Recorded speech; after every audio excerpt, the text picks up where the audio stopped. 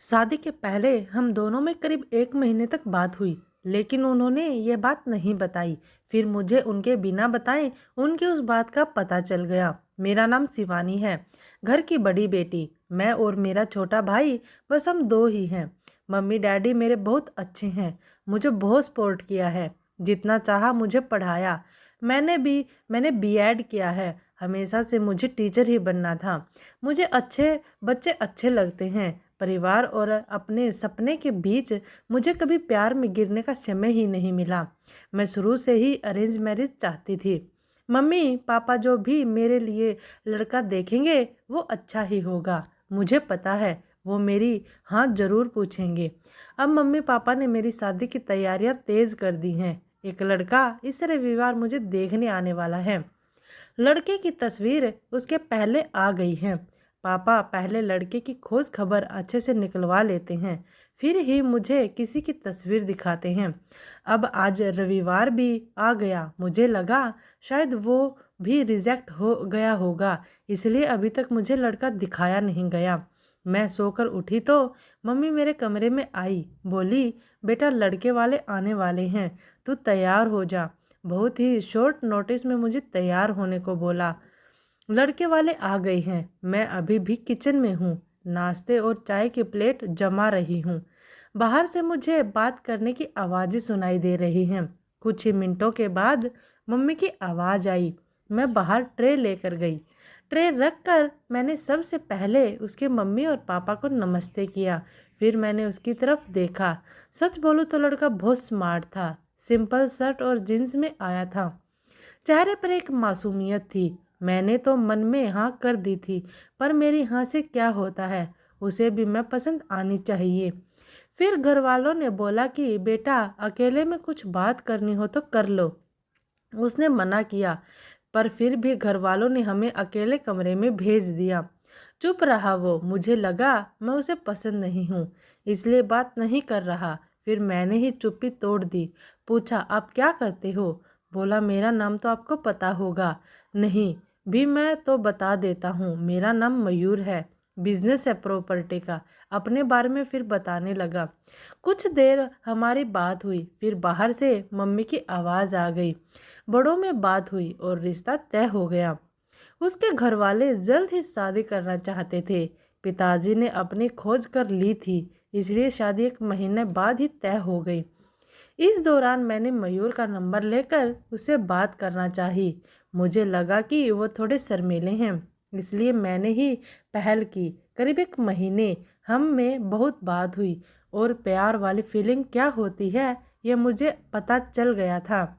फिर हमारी शादी का दिन आ गया और मैं अंदर ही अंदर बहुत खुश थी। मम्मी पापा को छोड़ जाने का गम तो था, लेकिन लगा कि मुझे सही जीवन साथी मिल गया है। सुहागरात आ गई थी। मैं थोड़ी घबराई हुई थी। बेड पर वो आए और मेरी तरफ देखा। मैंने भी हल्की सी स्माइल पास की। मयूर ने कुर्ता पहन रखा था। वो थोड़े घबराए लग रहे थे।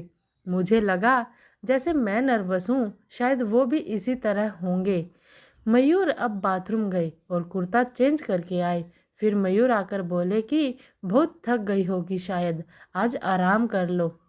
मुझे लगा वो भी थके हैं, इसलिए मैंने ज़्यादा सवाल जवाब नहीं किए। अगली सुबह वो बाथरूम में फ्रेश होकर नहाकर और कपड़े ही भी अंदर ही चेंज करके आए। मुझे थोड़ा अजीब लगा। फिर मैंने सोचा शायद उनकी यह आदत होगी। अगली रात फिर आई और मयूर ने फिर ऐसा ही किया। अभी तक वो मेरे पास भी नहीं आए थे। अब मुझे लगा कि मयूर कुछ छुपा रहे हैं, क्योंकि उसके चेहरे पर साफ दिखाई दे रहा है। अगली रात जब वो बाथरूम से कपड़े चेंज करके आए तो मैंने उन्हें टोक ही दिया। आप क्या छुपा रहे हैं? कुछ बात है तो आप मुझसे कह सकते हैं। वो बोले बात तो है, जल्द ही तुम्हें पता चल जाएगी, पर तुम्हें शायद बुरा लगेगा। मैंने बोला आप नहीं बताएंगे तो ज़्यादा बुरा लगेगा। उन्होंने अपना शर्ट खोला और फिर उसे कुछ कहना नहीं पड़ा, मैं खुद ही समझ गई। उसके चेस्ट पर एक लड़की के नाम का टैटू था, रिया। अब मैं चुप हो गई और चुपचाप बेड के एक साइड पर सो गई। वो मुझसे बात करने की कोशिश करना चाह रहे थे, लेकिन फिर वो भी बेड के दूसरी साइड पर सो गए। अगले दिन मेरा मुंह उतरा हुआ था। मुझे इस बात का ज़्यादा दुख था कि उसने मुझसे यह बात छिपाई। हाँ, हमें कम समय मिला, लेकिन फिर भी इतना समय था कि वो मुझे बता सकते थे। अगली रात वो फिर कमरे में आए। उसके आने के पहले ही मैं बेड के साइड पर सो चुकी थी। उन्होंने मुझे मेरी बाह पर हाथ लगाया और बोला, तुम चाहो तो हम बात कर सकते हैं। मैंने बोला, अब क्या बताओगे? वो बोले कि मैं उस लड़के से प्यार करता था, लेकिन रिया को हमेशा से विदेश में शिफ्ट होना था, इसलिए जब उसे मौका मिला तो वो चली गई। मैंने पूछा, वो तुम्हें छोड़कर किसी और के साथ चली गई? वो बोले, हाँ, मैं चाहता तो यह टैटू को साफ करवा लेता, लेकिन मैंने सोचा पहले तुम्हें बताऊंगा। तुम्हारी बातों से मुझे लगा था कि तुम समझोगी। फिर वो चुप हो गई। मैंने बोला, तुम मुझे शादी के पहले भी बता सकते थे। वो बोले, अगर मैं बताता तो क्या तुम शादी नहीं करती? और अगर अब भी तुम जानना चाहो तो जा सकती हो। मैं वही करूँगा जो तुम्हें अच्छा लगे।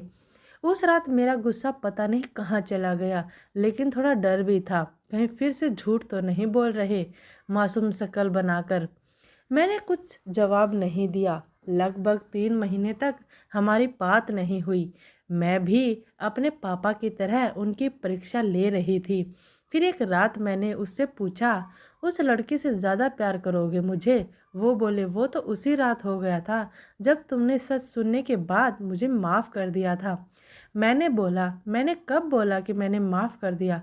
वो बोले, तो अब बोल दो। उनकी मासूम शक्ल ने मुझे उसके गले लगने पर मजबूर कर दिया था।